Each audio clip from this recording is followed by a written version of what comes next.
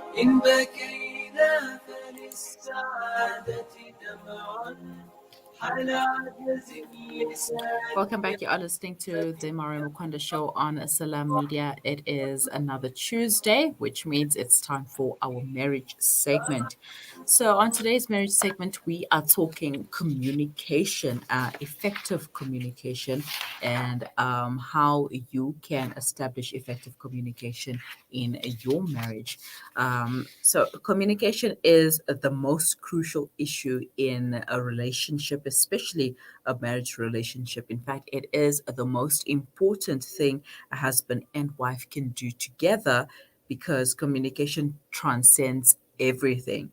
Every cause of stress in a marriage can be addressed with honest, open communication. One study showed that 86% of divorced couples admitted they had communication problems in their marriage. So we are trying to avoid being part of those numbers and hopefully also decrease the numbers before they become even higher than what they are. So joining me on the other side is Adila Pretorius, who is the director of Phoenix Life Improvement. She's also a hypnotherapist, a life and relationship coach, here to talk to us about keys to effective communication in a marriage. Assalamu alaikum wa rahmatullahi wa barakatuh. Sister Adila, shukran for joining me once again.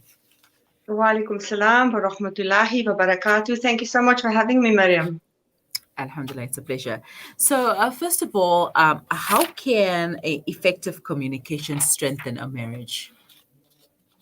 Well, first of all, how it can strengthen it is when you understand your partner, when you have deep knowledge of who they are, of what's happening for them, you'll have a better way or better tools then on how to deal with whatever it is they are busy going through, or whatever behaviors it is that they perhaps find unacceptable. So yes, how it can help is, like I said, it's when you have deeper knowledge of each other. You can only gain deeper knowledge and understanding of each other through proper communication. And that's what you want. You want to know your partner. So, how do you know if the communication is not working out and that it requires help? Well, I would really say when a couple, when there's a lot of fighting, a lot of arguing, when one party starts to ignore the other party, when there is especially what we call disordering going on, there is warning or preaching, all those type of things. We call them communication barriers or roadblocks. It is what prevents good communication, and one party will either not feel not heard, or they'll feel very unhappy, and they'll either withdraw from this relationship, or it will lead to continuous fighting and arguing, and that's mostly what we see in couples, that one will try to exit the relationship via various means, or and I mean by either physical separation, divorce, having affairs, going into substance abuse. And those are different ways that people actually exit a relationship. And we call it the invisible divorce, because it's really to a certain level where that person is exiting from that relationship. So these are some of the signs that we can, or telltale signs that the communication has broken down, and it needs work. So, what are couples supposed to be communicating about? Well, ideally, what we find when couples visit the rooms is the various issues that comes up, it's. I mean, the spectrum is huge.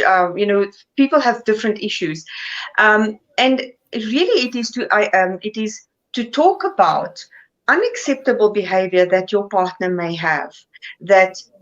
Because that comes up a lot, but it is also about self-disclosure, about stuff that you perhaps want or need, and being able to communicate it gives self-disclosure of what is going on for you within the relationship. So yes, it is to talk about behaviors that perhaps is unacceptable to you, in a manner that still maintains the relationship, that maintains the self-esteem, that is helpful, and that helps the other party and yourself to grow within the relationship. So yes, there's various, like I said, the number of issues is innumerable, but it's really boils down to the behavior of your partner and also self-disclosure of your own needs, and how you both can work towards meeting each other's needs. So, what are some keys to effective communication in a marriage? Okay, so some of the most important keys is to start off with is to take the personal responsibility of yourself. Number one is find and have a look at where are you at. What is it? Label what you are feeling in regarding an issue, and then decide what is it that you want to communicate about this. How do you want to effectively communicate? What are you experiencing? In other words, there needs to be some form of self-regulation, self-awareness. With what attitude am I going to approach my partner? Because remember, you are going to get either a response or a reaction. And ideally, you want the person to be able to respond responsibly and not react. So your manner in which you're going to approach is also important. And it's also to keep your composure when you are going to communicate. So one is that self-awareness that needs to become inherently ingrained in us. I want to talk about something. And also is to set the stage, is to tell your partner, there's something important I would like to discuss with you. Sometimes it's not the right moment. And we need to sort of set the stage and say, this afternoon at a certain time, are you available? Let's talk about this or that. And then, of course, coming to the next key is active or empathetic listening. Now, when we want to empathetically listen to someone, like how we're doing now, is we are looking at each other on the screen. So we are making the eye contact. Our bodies are facing each other. Now, so too in reality is to be attentive. In other words, don't be cooking and then trying to resolve an issue, because you're not truly giving your full attention to that person, and vice versa. Then, of course, it is important in active listening or in empathetic listening is really to listen for the facts and the feelings. What is truly going on inside of that person? What emotions is being stirred up? So in other words, we have to learn to calibrate.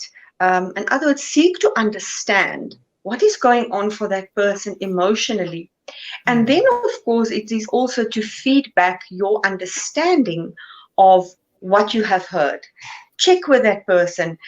I heard you say this or that, or when this happens, it means to you, and check if you really got what this person is telling you. And also try to understand the emotion or the feelings, and that's where we come to expressing empathy. In other words, when we want to express empathy, it is to say, I can understand. It means to you X, Y, and Z when I behave like this or like that. It means to you that you feel this, or it means to you you are disrespected, and it makes you feel extremely hurt.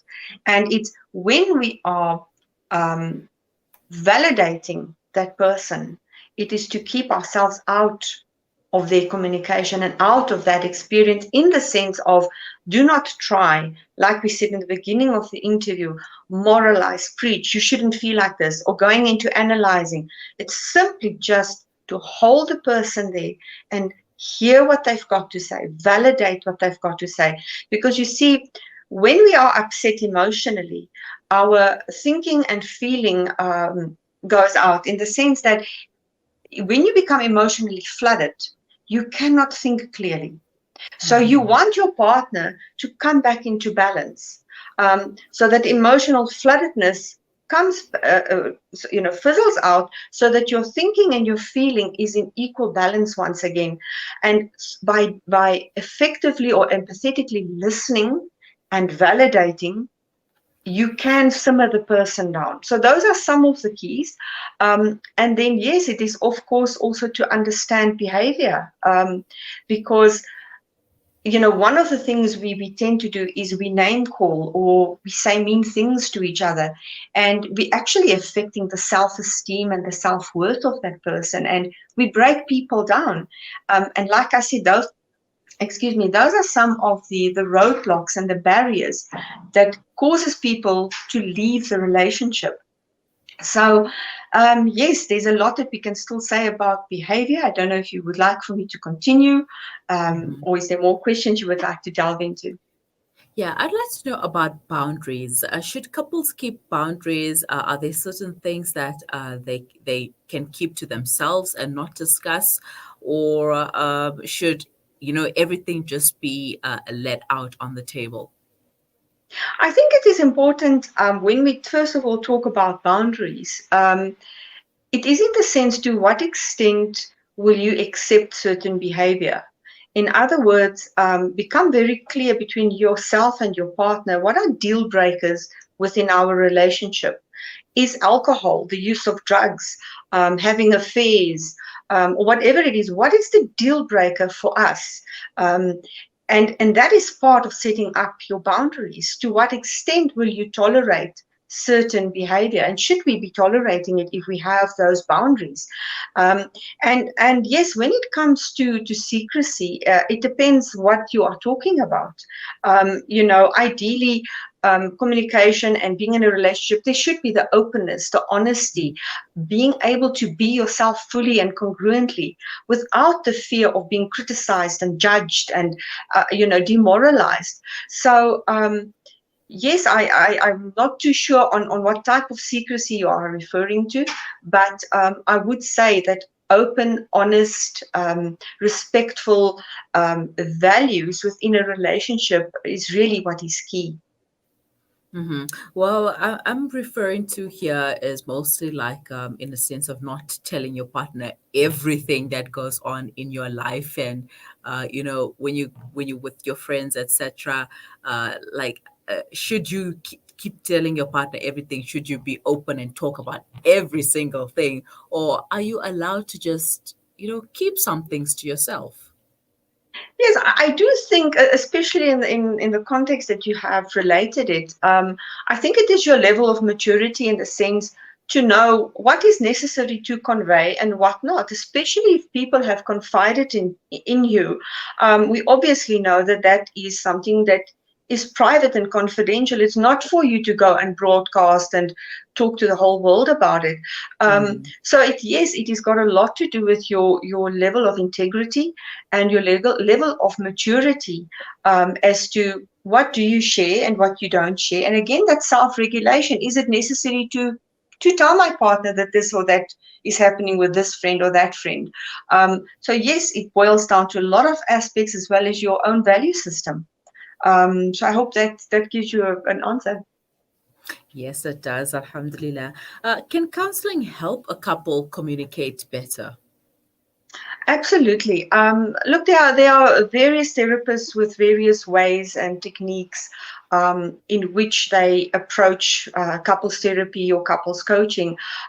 What I personally try to do, and what I do is, in the first session, it is really to unpack the issues in a very controlled manner, because what I have found through experience throughout the years is, it's no sense a couple comes for therapy and they end up fighting in the rooms, and it is just a quarreling match. I mean, you're paying to be there. You can go have that problem for free at home, So I always remind them, it's the reason why I have a set form that we work through to unpack the problem.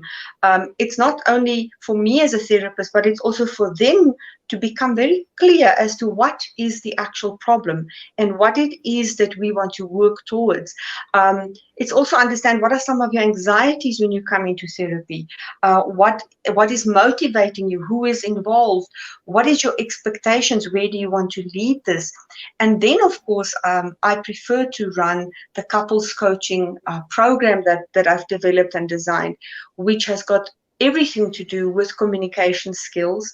It's also got to do with a little bit of inner work where we talk about your past, we look at how did you grow up, and always we see what is so amazing is the how we project onto our partner, our ego. And the ego really is disowned part of ourselves where the psyche got hurt as a child growing up. And it could be that you couldn't go and study after school, something like that. And now you're in a relationship where you again would like to go and study and you can't, and you start projecting certain of those childhood emotions again onto your partner. So so it all depends on the type of therapist you go to. For me personally, like I said, to learn the communication skills is very, very important, because once you have completed the course, which you do practical, because you see what, we are not actually taught communication skills when we are at school. And, it's sad because it is one of the key things that keeps relationships. So number one for me is, yes, we unpack the problem and then we learn the communication skills. And while we're learning the skills, it is to practice, to implement the skills, because the best form of learning is practical learning. And then, of course, it is then to go and implement the knowledge. And like I said, understanding each other's, understanding your own ego, understanding who you are, understanding your partner's fears and greatest hopes that they've had. All these type of things gets communicated. It's then to take all of that information after the 6-week, 7-week program and to go and implement it. And yes, sometimes it takes couples to come back and we revisit and we go through issues again, but then they have the skills. So by then, when I work with them, when we do, for example, what we call a couples dialogue, where the couples then communicate, they know exactly where I'm coming from when I say certain words or I'm directing them in a certain direction. So, and it's very vital that both parties are heard during such sessions. Sometimes time doesn't allow, and we always promise the remaining partner, if we can't attend to an issue, is to do the follow-up where he or she will be given the opportunity first to communicate. So it is a very structured process for me personally that works for me as a therapist and as a coach. And it avoids that the negativity that comes with quarreling and fighting in a therapist room, because that's not what you're there for. You're there to resolve and to also learn conflict resolution skills, and how do you overcome conflicting a value system. It's all this type of things. And another example is how do you spend your time? For example, I know that with this whole COVID thing that has happened, couples have become so focused to just focus on work, because they know financially the pressure and the stress that's upon them, but not realizing what it's doing to the relationship, because there's no time to go out, there's no time for each other. It's just work, make money, and you lose the relationship. So all these type of things is very important that couples come and unpack that. And it's okay to come for maintenance sessions. Communication skills, yes, it is something that you learn.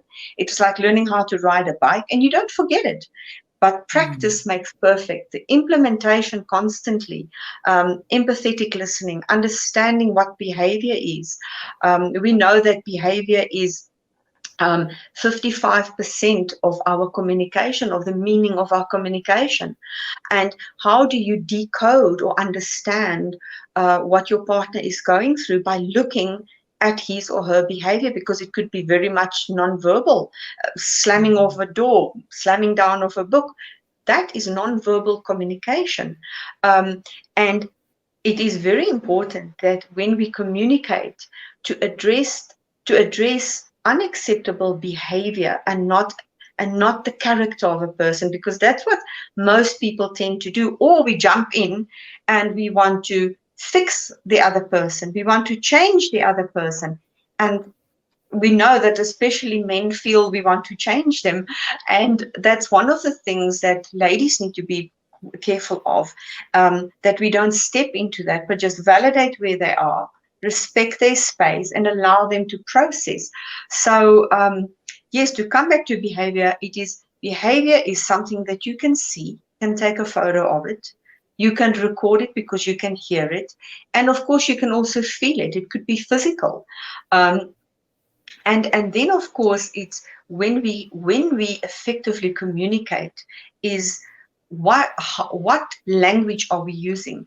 Are we using the you language and we blaming you doing this and you are like that and we go into that blame mode?